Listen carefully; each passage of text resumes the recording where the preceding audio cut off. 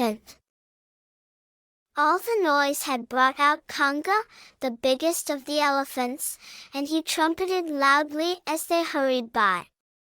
At last, they arrived at the tree and Jurumf leapt into the branches, before reaching down and extending a hand to help Honeybear up. The tree was growing right up against the wall of the zoo and they were soon over. Once outside, Honeybear stopped to catch her breath. "No, no, no," Jurumf said, pulling at his friend's arm. "No resting, till we're safe." The pair set off again, heading away from the zoo as fast as they could possibly go. "Do you think we're safe now?" Honeybear asked, after they'd been going for a little while. "I hope so," said Jurumf. He looked back along the way they'd come, but it was difficult to be sure. A short time ago, they had crossed the second of the two roads. Now they were making their way across the sandy area with its bushes and small trees. Suddenly, Jurumf stopped. "Quickly! Over here," he said, trying to tuck himself behind a tree. The area was rather open, with few places for them to hide. "There's a car coming and we mustn't let them see us." At this time of night, it was unusual for there to be any cars on the road at all, as it only led to the zoo and the zoo was shut. Honeybear hurried to follow, but, before she'd taken 2 steps towards the tree, there was a shout and she knew she'd been seen in the bright moonlight. Soon, the two friends were looking back with worried faces as a pair of headlights swung towards them, dipping up and down on the uneven ground. "It looks like a big car," Jurumf said, as they hurried on. "I thought cars went on roads," said Honeybear, trying her best to keep up with Jurumf. "Well, they usually do. But there are some that can go off the road as well."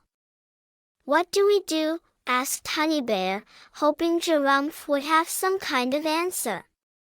"This way," said the gorilla. "If we can reach the hills before they catch us, we'll have a chance of getting away. A car can't follow us up there." He looked across at Honeybear. "Come on, one last big effort. We need to go as fast as we can." And they did, concentrating on running and only looking up from time to time to see how much further there was to go. But the noise of the car seemed to be getting closer and Honeybear cast an anxious glance over her shoulder. The hills were much nearer now, but there was still some way to go, and Honeybear could see that the car would catch them if they kept to the open ground. Just as she was thinking this, the headlights picked out Jurumf running beside her, causing the young gorilla to make his loud grumping sound. Looking anxiously from side to side, Honeybear could see that away to her right were a lot of thick bushes stretching into the distance. "Forget the hills," she called to Jurumf. "Let's go this way." She waved her paw in the direction they should go. "The bushes will make it impossible for the car to follow." "All right," said Jurumf, already turning as he spoke. Soon, they were in among the bushes and it wasn't long before they heard the car come to a stop. The two kept going, pushing their way through the leaves from bush to bush and, after a while, heard the car start up again. "Oh, no," said Honeybear. But, when she looked behind her, the car could be seen driving slowly back the way it had come. "Well done, Honeybear," said Jurumf. "It looks like they've given up." He gave a Jurumf of delight. "You've saved the day. All I could think about was to keep running, and that would have got us caught."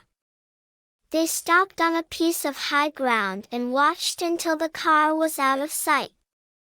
After it had gone, they could still hear the noise it made for a little while longer, but then, even that sound faded away. For several moments, the two friends stood still, listening to the silence of the night. Honey Bear could see a number of stars in the sky and wondered to herself whether they were friends with the moon. "Best be getting on," said Jurumf. "If we keep going, it looks like we can take the long way round to the hills." Honey Bear had never been more pleased to see the familiar shape of the tree house, and didn't think she'd ever felt quite so tired, so much so, she wasn't even interested in eating. "It's good to be home," she said to Jurumf as they climbed up. "Yes," he said. "But what an adventure we had." "We certainly did," Honey Bear agreed. "And now I think I've had enough of adventures for a while." Jurumf made a small jurumphing sound with a mournful look, to show that he didn't necessarily go along with this. "You know what I like best about adventures," he said, after a while. "It's that when they're over you can sit back and think about all the things that happened." "Well, I suppose that's true," said Honey Bear, deciding that, after all, she could probably manage eating a small bag of nuts. "And when you remember all the things that happened on an adventure," Jurumf continued, "you can think about how brave you were and how frightened you were and all the different choices you had to make along the way." Was all Honey Bear could manage to say, through a mouthful of nuts.